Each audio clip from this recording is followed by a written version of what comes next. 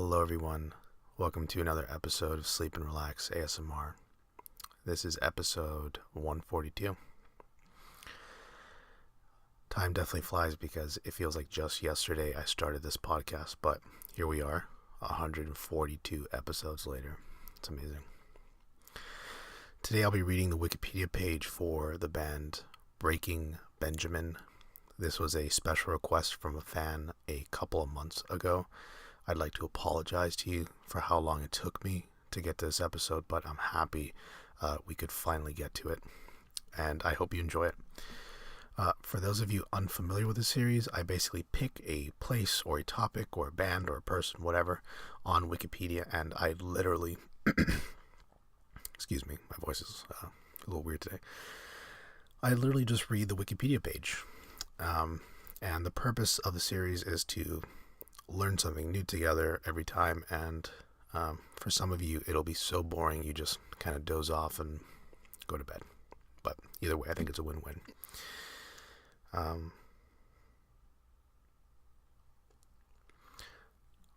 Also, before I forget, I'd like to thank Simon, who is a listener of the show, for giving me a really interesting title for the series.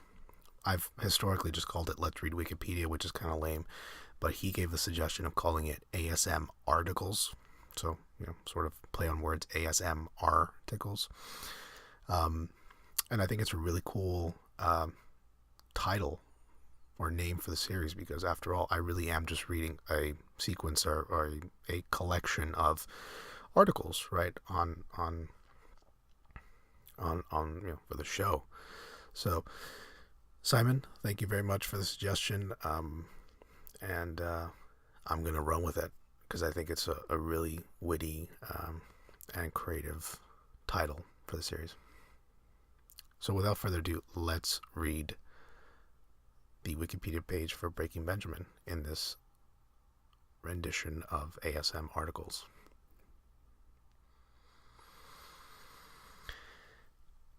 Breaking Benjamin is an American rock band from Wilkes-Barre, Pennsylvania, founded in 1999 by lead singer and guitarist Benjamin Burnley and drummer Jeremy Hummel.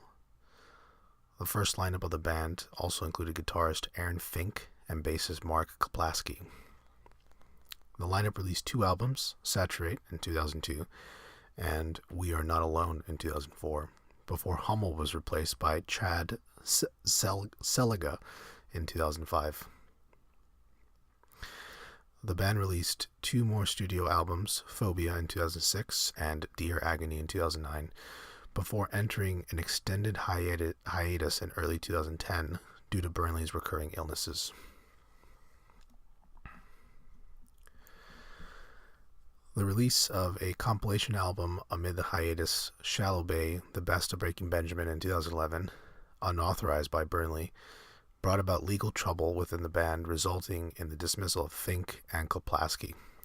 Seliga later announced his departure in 2013, citing creative differences. Burnley remained the sole member of the band until late 2014, when the current lineup was announced, including bassist and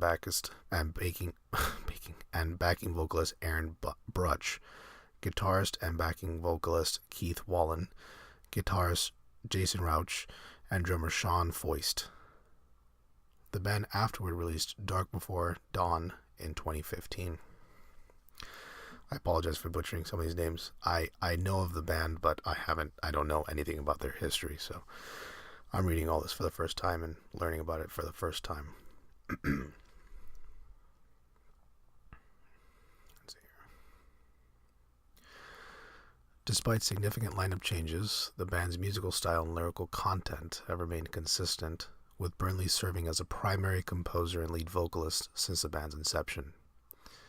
The band has commonly been noted for its formulaic hard rock tendencies with angst-heavy lyrics, swelling choruses, and crunching guitars. In the USA alone, the band has sold more than 7 million units and yielded 3 RIAA certified platinum records, 2 gold records, and several certified singles, including 1 multi-platinum, 3 platinum, and 4 gold. The band has also produced one number one record on the Billboard 200. History: Formation and Saturate, 1998 through 2003.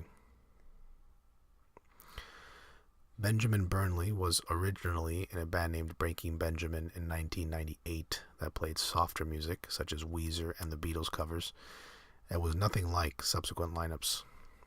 The name originates from an incident in which Burnley broke a borrowed microphone, prompting its owner to retort, "Thanks to Benjamin for breaking my effing mic." This band included guitarist Aaron Fink, bassist Nick Hoover, and drummer Chris Lightcap, but soon broke up when Burnley moved to California. After returning to Pennsylvania with drummer Jeremy Hummel, Burnley formed Plan 9, which also included bassist Jason DeVoli. Plan 9, as a reference to Plan 9 from outer space, was continually misnamed as Planet 9. Therefore, the group reclaimed the name Breaking Benjamin from the previous band, as Burnley still had promotional stickers with that name. The three-piece first gained attention when Freddie Fabry, a DJ for active rock radio station WBSX, put the group's track Polyamorous in rotation.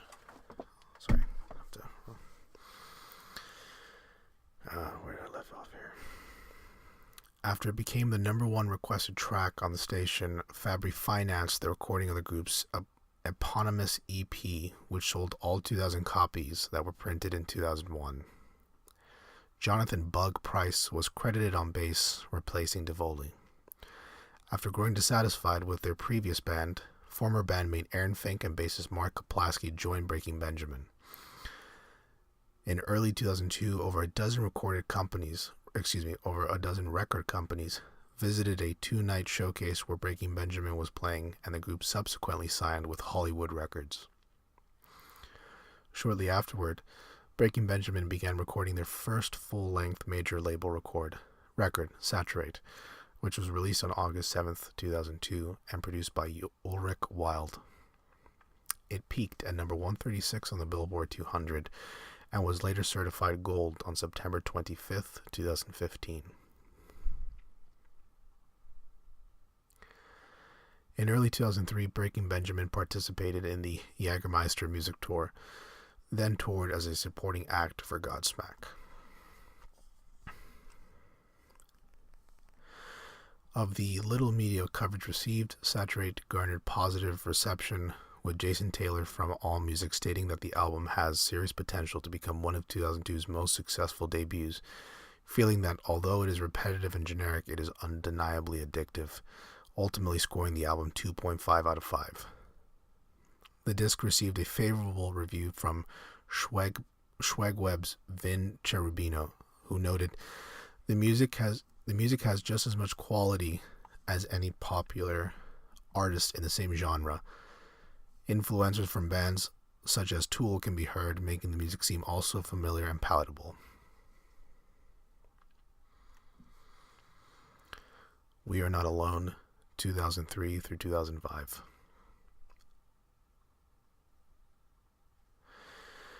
Breaking Benjamin returned to the studio in October 2003 with producer David Bendeth for their sophomore effort, We Are Not Alone. Burnley also worked with the Smashing Pumpkins frontman Billy Corgan over the course of 6 days in December 2003 to write the song Rain, Forget It, and Follow. Despite initially being nervous, Burnley felt it was one of the highlights of his career. The album was released on June 29, 2004, and sold 48,000 copies in its first week, peaking at number 20 on the Billboard 200. It was later certified gold on October 21, 2004, then platinum on June 13, 2005.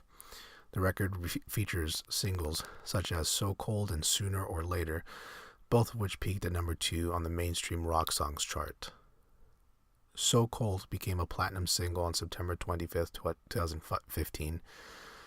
MTV writer John Wiederhorn writes that the initial commercial success of the album can be attributed to a tour 2 weeks prior to the album's debut, which generated pre-release buzz. They later co-headlined a tour with Evanescence, Seether, and 3 Days Grace.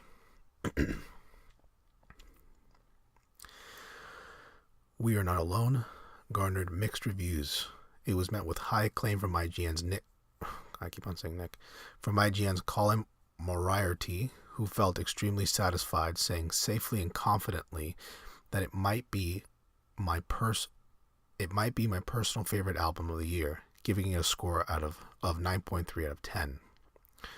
Conversely, Exclaim writer Amber Othier felt that on first listen it's simply generic sound and nothing for me, though later admitted, I listened to Breaking Benjamin several times over a week and several elements of the disc started to grow on me, even appeal to me. The writer concluded, Breaking Benjamin created a standard of quality for themselves that they simply couldn't meet on the entire disc. On November 3rd, 2004, a non-album single named Blow Me Away was released to commercial success, ultimately going gold on November 24th, 2015.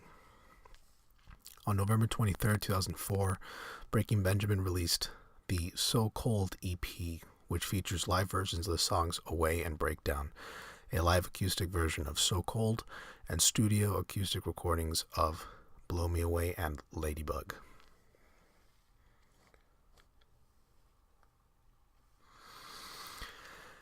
In late 2005, drummer Hummel filed a federal lawsuit against Breaking Benjamin. According to the lawsuit, Hummel requested earlier that year to take a paternity leave to be with his wife during the birth of their first child, to which all members of the band agreed and hired Kevin Sofera as a temporary substitute on drums. However, Burnley later called Hummel and terminated him, citing chemistry issues. In the lawsuit, Hummel contended wrongful termination and lack of compensation for profits accrued by We Are Not Alone and the other non-album tracks that appeared in Halo 2 and National Treasure 2. The band's manager, Larry Mazer, who was also named in the lawsuit, asserted that the lawsuit was totally frivolous and his termination had nothing to do with the paternity leave. Mazer said the band received no payment for the Halo 2 appearance, adding that the song was included for promotional reasons and Burnley was happy to have it in the video game. The band received minimal payment for the National Treasure 2 appearance, and Mazer stated that otherwise, Hummel is 100% current. Ben B.C. Vaught served as a sit-in drummer for the band, and they later toured with Three Doors Down and Stained in November 2005. The lawsuit was settled for an undisclosed amount in April 2006. Phobia, 2005 through 2007.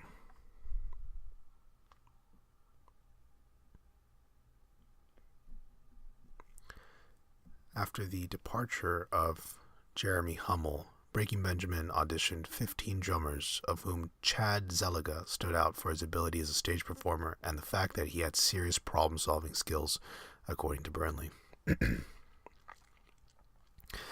group's next album, Phobia, was again produced by Bendeth and was the first to be recorded with Zeliga. The concept of the album is dedicated to Burnley's various phobias.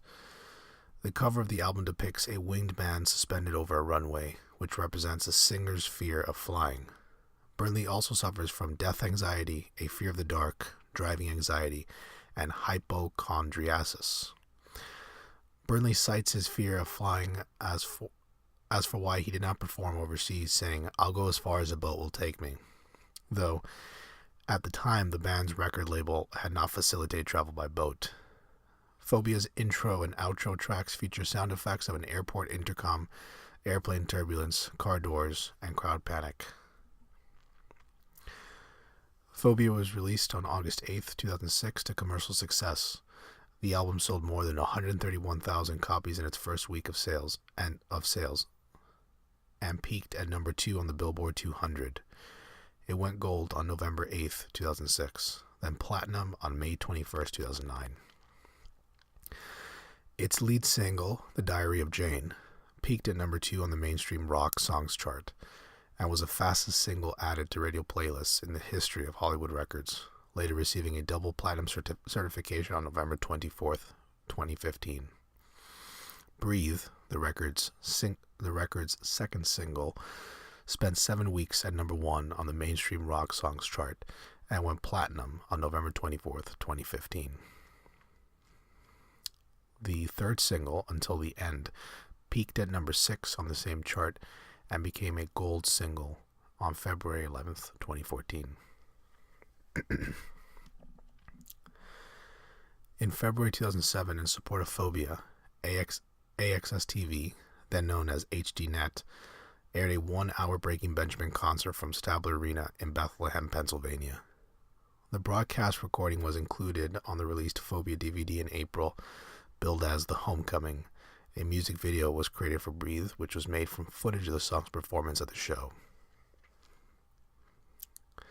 Breaking Benjamin followed with spring and fall tours alongside 3 Days Grace, accompanied by Puddle of Mud during the spring tour and Seether, Skillet, and Red during the fall tour.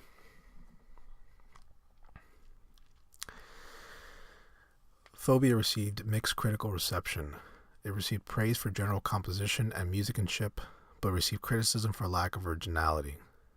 AllMusic's Corey Apar found the album nothing if not consistent, and while generally regarding the disc with positive sentiments, noted a lack of distinction from the rest of the post-grunge / alt-metal pack, aside from a certain charm. IGN's Spence D gave the disc a negative review, citing tedium and lack of vocal distinction, feeling that the group's intersection of hard rock and emo-oriented introspection is not a bad thing, but also not a terribly memorable or earth-shattering one either. However, the writer praised the musicianship of Fink, Kaplaski, and Zeliga, ultimately giving the album a score of 5.7 out of 10. Entertainment Weekly graded the album C+, and noted its angst-ridden theme, saying, "As pathological angst goes, it's expertly done, with expansive choruses and epic riffs. Not that all that matters when, like, we're all going to die cold and alone anyway." Dear Agony, 2009 through 2010.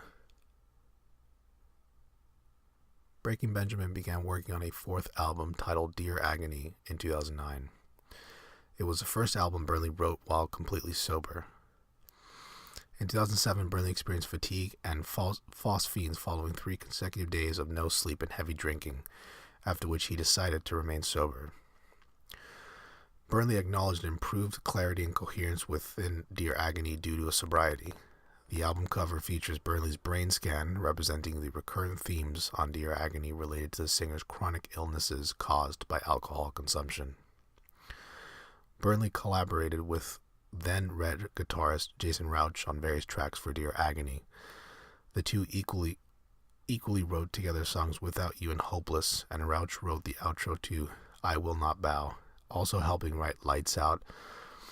Burnley said of the collaboration, "I love writing with him because he does stuff exactly like I would have done," adding, "Writing-wise, we're like the same person." Dear Agony was released on September 9th, 2009, and peaked at number 4 on the Billboard 200. The disc initially outsold its predecessor in its first week, moving more than 134,000 copies. It ultimately achieved gold certification on February 16, 2010. The album's lead single, I Will Not Bow, reached number 1 on the mainstream rock songs chart and went platinum on November 24, 2015. The other 2 singles, Lights Out and Give Me a Sign, peaked at numbers 9 and 6 on the mainstream rock songs chart respectively, the latter of which also receiving a gold certification on November 24, 2015. Breaking Benjamin toured in support of the album in January and February 2010 with 3 Days Grace and Flyleaf, then with Red, Chevel, and 1,000 Foot Crutch in March 2010. In April, Breaking Benjamin began touring with Nickelback, Shinedown, and Sick Puppies on their Dark Horse tour. Prior to the last show of the Dark Horse tour, Burnley stated he was ill and therefore no longer able to tour in support of the album, placing the band on hiatus. After internet rumors began to circulate that the band had broken up, Burnley released a statement officially letting everyone know that Breaking Benjamin has not broken up. Dear Agony received mixed critical reception. AllMusic's James Monger gave the album a positive review, stating, "It feels a lot like their first 3. Nothing a consistency noting a consistency that feels like a well-oiled machine. The disc received a negative review from Consequence of Sound's Alex Young, who complained of overproduction and the disc's sellout nature at the hands of three-time Breaking Benjamin producer David Bendeth. This is what he writes. Dear Agony is the unfortunate side effect of Breaking Benjamin producer David Bendeth. Sorry, I think I accidentally. Let me start over there. Dear Agony is the unfortunate side effect of a trend in producer David Bendeth's world, training wild chimpanzees to be more tasteful whilst handling silverware, ultimately giving the record a half-star for teaching Breaking Benjamin's peers who not to hire for production credit.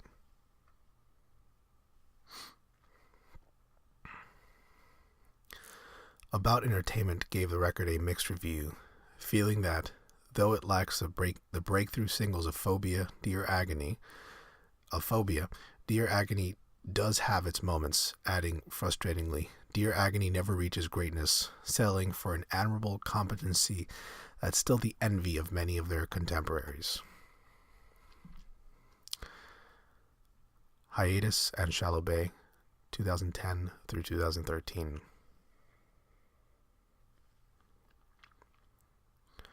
In March 2010, Hollywood Records requested that the band produce 2 new master recordings and a greatest hits album, and sought permission to release a new version of the hit song Blow Me Away, featuring Sidney Duran of Valera.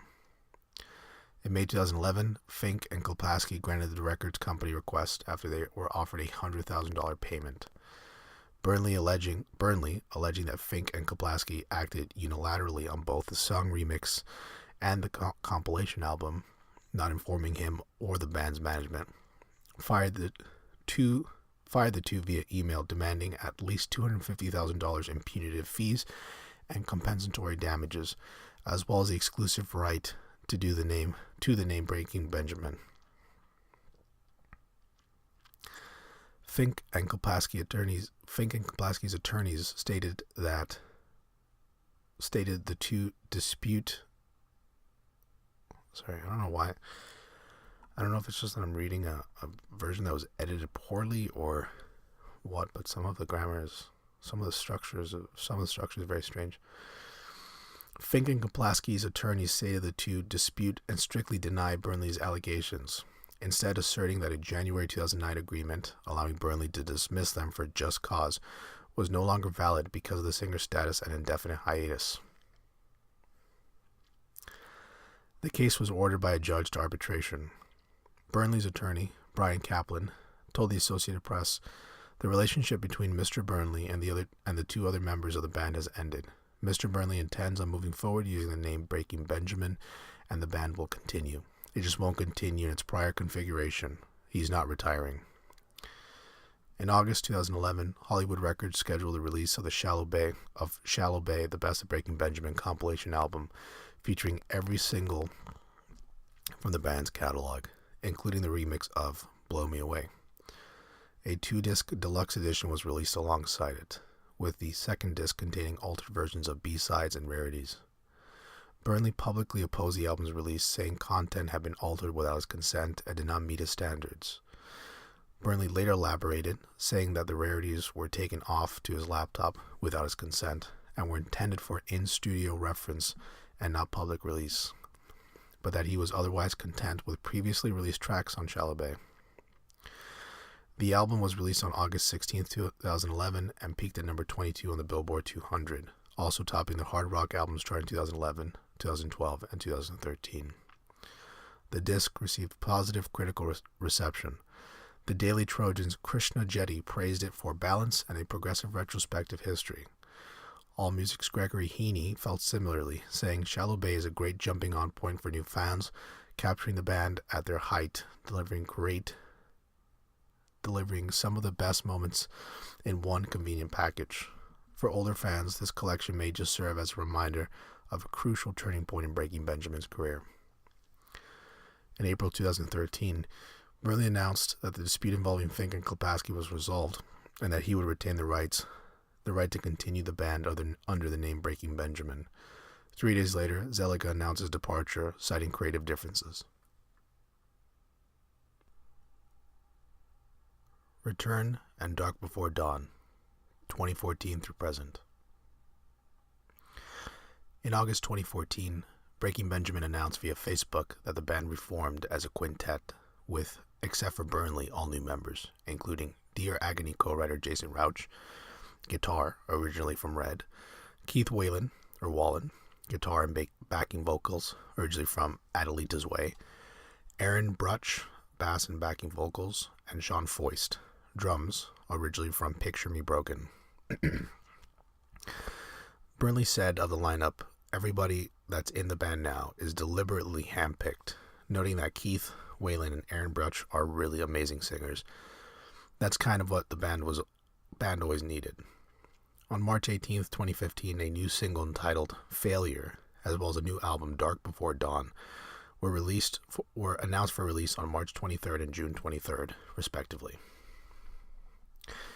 The new lineup debuted with acoustic shows in late 2014, then went on a 4-venue winter tour in the northeastern United States. The band afterward announced 2015 spring, summer, and fall tour dates, supported by bands such as Young Guns and Starset. In July 2015, the band announced their first overseas performance, in which they headlined a 4-day cruise venue in February 2016, along with Yngwie Malmsteen, Zakk Wylde, Flyleaf et al. The band also performed on a joint U.S. tour with Shinedown in October and November, along with Seven Dust, and proceeded to play further outside of the United States in June 2016 at venues such as the Download Festival in the United Kingdom, Rock am Ring in Germany, and Nova Rock in Austria. Burnley explained that writing for Dark Before Dawn was intermittent and fragmentary, taking place throughout the hiatus, though it was toward the end of the hiatus in 2013 when it became cohesive. After growing frustrated with the lack of answers regarding his health condition, Burnley decided to abandon searching for a diagnosis and focus on the album. Recorded and produced at a personal studio, Burnley's, Dark Before Dawn is the first album with the frontman credited as a producer. The singer stated that, "I would say that I did the same amount of producing on the album as I've done on other albums, just never had my name on it," adding, I'm not doing anything different here than I have done in the past. Why shouldn't I be known to be doing it?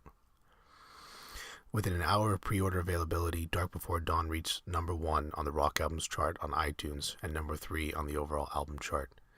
It sold 135,000 pure album units and 141,000 equivalent album units in its first week, debuting at number 1 on the Billboard 200, making the album the group's heretofore most successful sales effort. The disc's lead single, Failure, spent 9 weeks at number 1 on the mainstream rock songs chart as well. Billboard's Jason Lipschutz felt the album's success was eyebrow-raising, noting that in addition to the band's lineup change, 135,000 in pure album sales is a hefty number in 2015. It's a bigger number than the respective bows of recent Madonna, A$AP Rocky, and Kelly Clarkson albums. Joe DeTomaso, program director of active rock station WAXX-FM, added that they've always been a top-level band for the format, but not quite on the level of Disturbed or Shinedown, or bands like that. They always seem to put on hit records without getting the kind of recognition that they deserve. Forbes' Hugh McIntyre writes that runner-up Tori Kelly's 75,000 copies puts Breaking Benjamin's figures into perspective, and that despite a pretty extensive lineup change, it looks like fans were awaiting their return with open arms.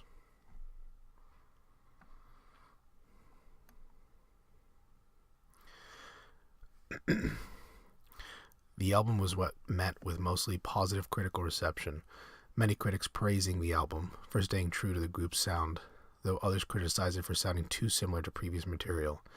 Dan Mariscano from About Entertainment stated, "Burnley could have made his creation just another dose of the glitzy, overproduced crap that is heard on every rock radio station in the world. Instead, Breaking Benjamin hardly deviate from the hooky jams that were present on Dear Agony.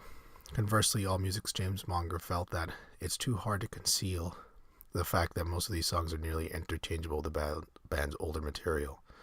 Revolver's Jeremy Bourgeon felt that the music's true force only becomes apparent through deeper and repeated listenings, as the songs on the surface have a tendency to blend into one another.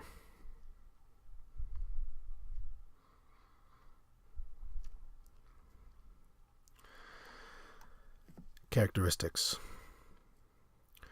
Breaking Benjamin's musical style is primarily classified as hard rock and alternative rock, more specifically post-grunge and alternative metal, and has commonly been noted for its consistency. Corey Apar felt that Breaking Benjamin are nothing if not consistent, and Alex Young felt that Breaking Benjamin is one of the few modern rock bands on the radio that, if you have heard any of their songs in its catalog prior, could be immediately recognized. Despite a complete lineup change prior to the release of Dark Before Dawn, Dan Mariscano stated, Breaking Benjamin hardly deviate from the hooky gems that were present on Dear Agony. It's actually the exact same quote that I just read. Either way, I think that's actually where I'll leave it for this ASM article. I have to practice mixing that in. But anyway, to the listener who wanted me to do this a while back, again, I'm sorry it took me so long to read the Wikipedia page for Breaking Benjamin, but I'm happy I did. If you have any other suggestions for ASM articles that you want us to read, send an email to hello@sleepandrelaxasmr.com.